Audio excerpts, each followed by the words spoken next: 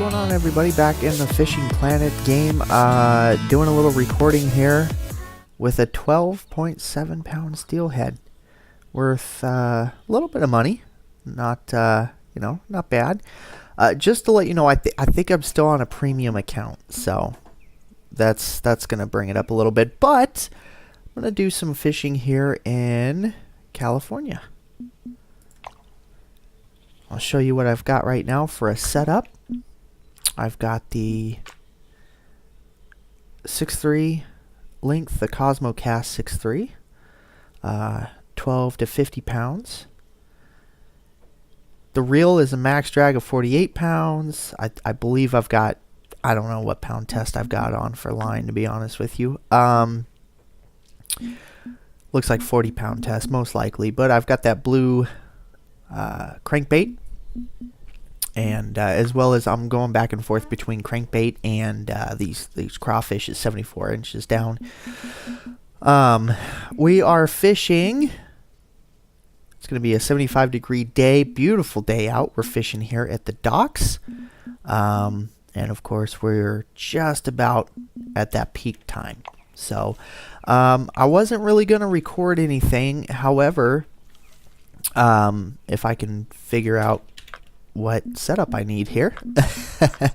I wasn't going to record anything, but however, I went to fish for, over here, and I'm thinking, oh shit, I got to change my gear, right? Because I'm only 63 feet out. That's not going to work. It's not going to be okay. And then I ended up catching that 15-pound striped bass and that 12-pound steelhead just 63 feet out. So I thought that was a pretty cool deal, and we're gonna add smallmouth bass to the list. So I guess we're catching everything today. So if you can see off that, there's that little chunk of grass right there. I'm basically casting out towards that pole. All right, as far as I can go here. Now this rod and reel setup can cast a hell of a lot farther if I were to put a bigger crankbait on.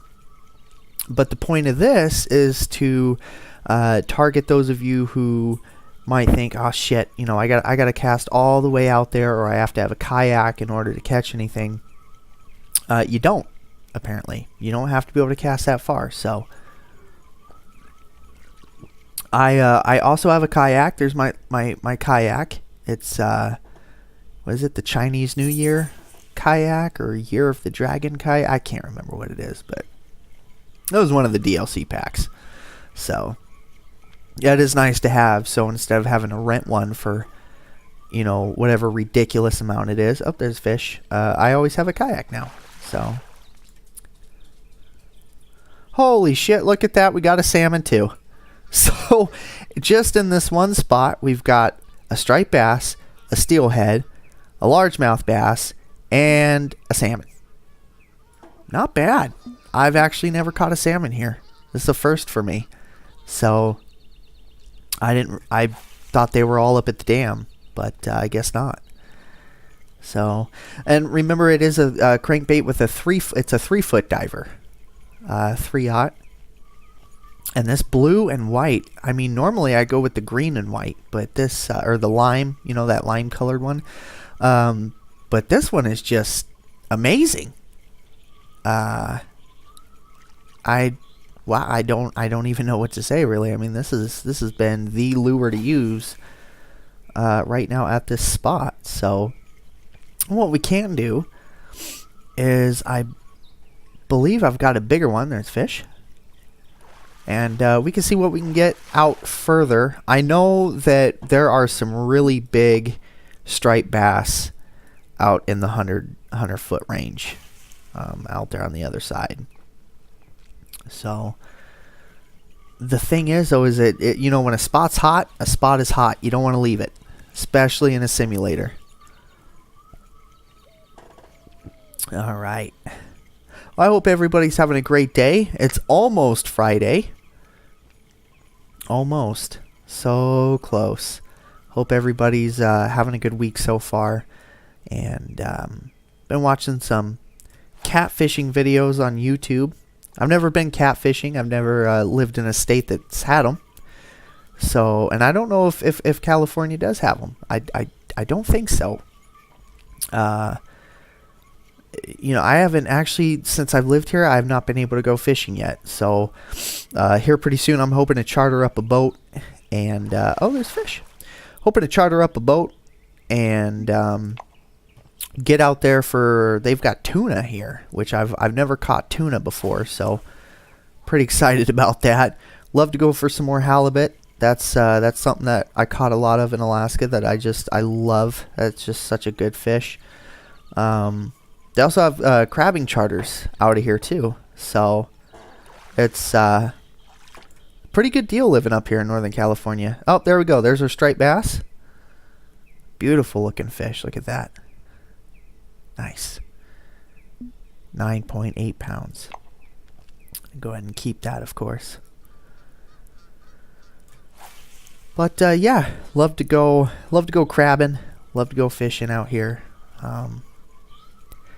Thing is I'm not too far from Fort Bragg, California, which is you know, that's where they do the charters.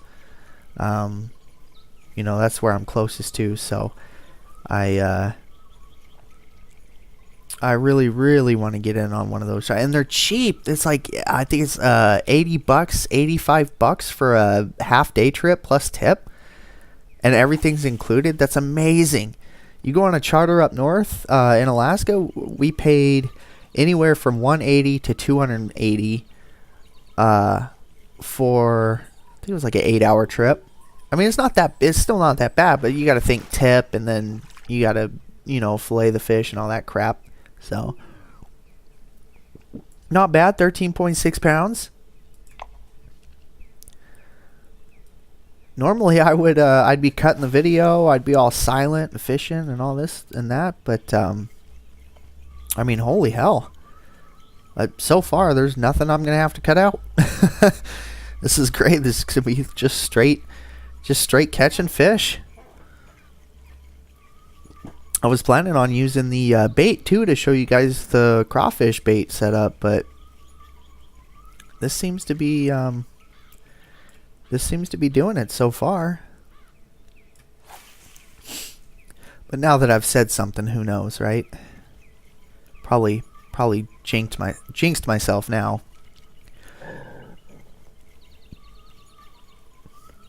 I got about another 200 pounds, a little over 200 pounds that I can catch. I don't think I have anything to worry about there. Not at, you know, at best, what am I averaging? Maybe 10 pounds. Averaging 10. If you take all of those and... Oh, there's a fish. Another bass, probably. Oh, nope. That's a steelhead, right? It's hard to tell sometimes. No, it's striped bass. Okay. Not bad.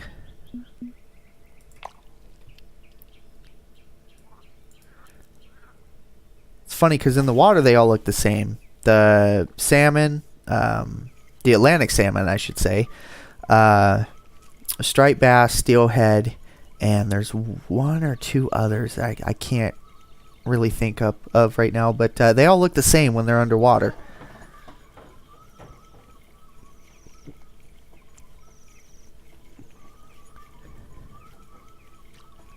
All right, let's see here. We'll go for maybe one or two more casts with this. And then we're going to try some bait. We're going to get that bait out there. I'm also going to see if I've got a bigger crankbait here and see if we can't get it cast out a little bit further on this rod setup. Because this rod setup is we're going for the big ones on this one.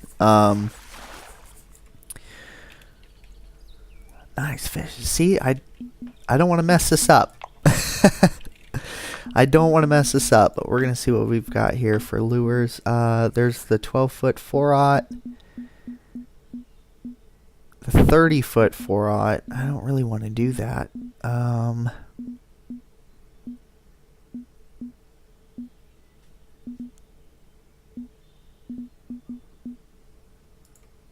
Well, we could try it. We can try it.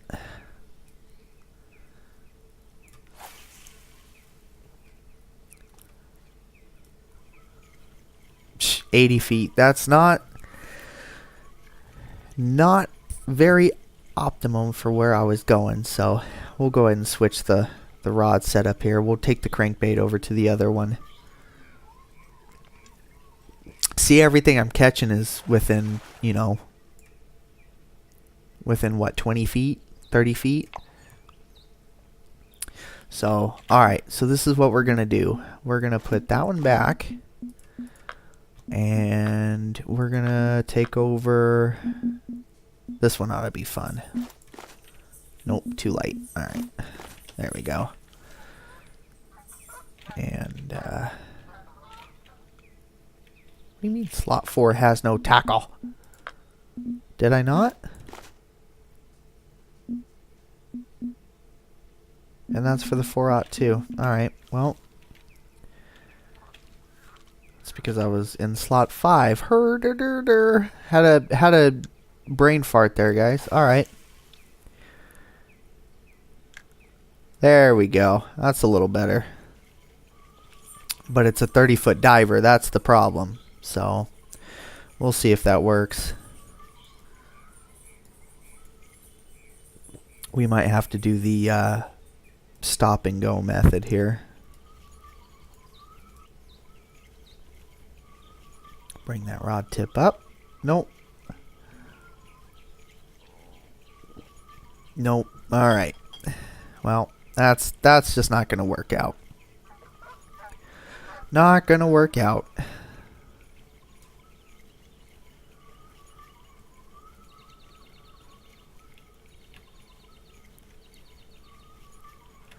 We'll just go ahead and get that reeled in. Nothing's going to go for that. Nothing's going to go for that. Alright. So we've got our bait rod out here, and see, the current's going to take us that way. So let's...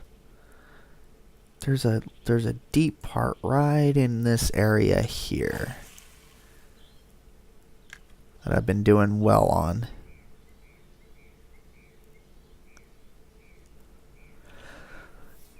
And on this setup, I think this setup is like 20 pounds. My bait setups are really light. I think my highest bait setup might be 25 pounds, if that. One of them is even 15. So it's not always the easiest to get the fish in. However, it makes for a very, very fun challenge. Alright, with that, we'll see if I can't get anything, and then we'll come back. Well, the bait did not do so well. So we went back to what we know works. Going to this 3-foot diver, this 3-aught crankbait, and my daughter's in the background just having a field day talking about dinosaurs. This is where this kid loves dinosaurs. It's the only little kid I know that I can watch Jurassic Park with who doesn't get scared. She just goes, "Oh, that's a big dinosaur. Rawr." Oh, man. I think most kids are scared of Jurassic Park. Jurassic World, I should say. Not the new one, but the first one. But yeah, we went back to what works. It's that crankbait, that 3-foot diver, and I'm gonna go for at least one more fish here, and then we'll just do a little. Oh, and there it is. It's gonna be my last fish. Gonna be a little bass. Oh, look at that little bass. All right, smack that bass. All right, so we'll do a little review here. All right. Take a look at this map first. I told you there's a deep ravine right there, right? That is a good place to catch bass as well, if you want to use bait. So in this area here, all right. So we are in the Foggy Sanctuary, and not even going to try to pronounce that delta because I'll probably fuck it up, but it's in California. All right, the species we have gotten so far have been the Chinook salmon. We've also gotten the smallmouth bass. We've grabbed a steelhead, and we got some striped bass. Make sure you have that advanced license just in case you do catch something fun. And you want to keep it, of course, to sell it. And we are at peak fishing time in the evening. I was doing the same thing early in the morning as well. So both of these times for this forecast have been just phenomenal fishing.